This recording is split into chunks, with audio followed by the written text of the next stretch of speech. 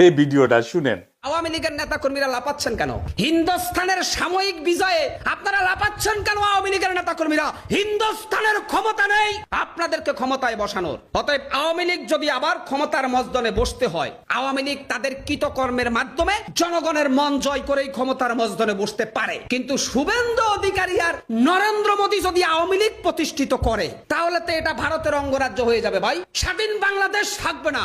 আমি স্পষ্ট প্রমাণ দিলাম। ইতিহাসবিদ যারা আছেন আপনারা একটু পড়ে দেখবেন। মাওলানা আব্দুল হামিদ খান ভাসানী বলেছিল, ভারত আমাদের চূড়ান্ত দুশ্মন, মুসলমানের দুশ্মন, যার জ্বলন্ত প্রমাণ হচ্ছে নরেন্দ্র মোদী আর এই শুভেন্দুর মতো খাটাস। আজকে হৃদয় রক্তক্ষরণ হয়, মুসলমান বাঘের মতো গর্জন দিয়ে 1 ঘন্টা বাঁচতে চায়, বিড়ালের মতো মুসলমান 100 বছর বাঁচতে চায় না।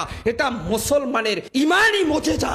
মুসলমান, আমাদের যে মুসলিম সৈনিকেরা উহুদ এবং বদরের ময়দানে সংখ্যা দিয়ে বিজয় অর্জন করে নাই, উহুদ এবং বদরের ময়দানে আমার প্রিয় নবী মুহাম্মদ সাল্লাল্লাহু আলাইহি সাল্লামের নেতৃত্বে ইমানি শক্তি দিয়ে কাফের বেঈমানদের দুর্গ ভেঙে তছনছ করে দিয়েছে। সেই মুসলমান পৃথিবীতে এখনো বেঁচে আছে, হয়তো সংখ্যায় কম। অতএব রাম বাম শাহবাগী প্রেতাত্মারা বাংলাদেশের প্রতি ইঞ্চি জমি, লা ইলাহা ইল্লাল্লাহর জমি, বাংলাদেশের প্রতি ইঞ্চি জমি শাহজালালের উত্তরসূরিদের জমি, এখানে রাম রাজত্ব চলবে না, সেই স্বপ্নে তোমরা বিভোর হইও না। এই দেশ যতদিন থাকবে, এই দেশে কালেমার পতাকা থাকবে।